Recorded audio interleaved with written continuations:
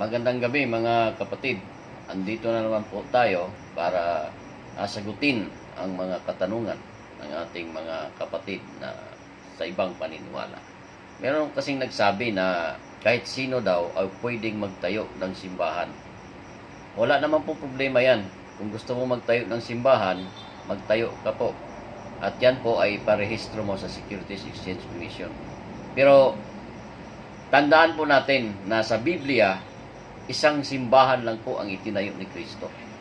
Sa Matthew chapter 16 verse 18, ang sabi po, You, Peter, and upon this rock I will build my church, and even the gates of hell shall not prevail against it. I will build my church, not churches. So, ang sabi na kahit sino pwede, okay, no problem. Pwede ka pong magtayo. Pero ito tandaan mo, maliban sa itinayo ni Kristo na simbahan, church, maliban dyan, ay tao na po yan ang nagtayo.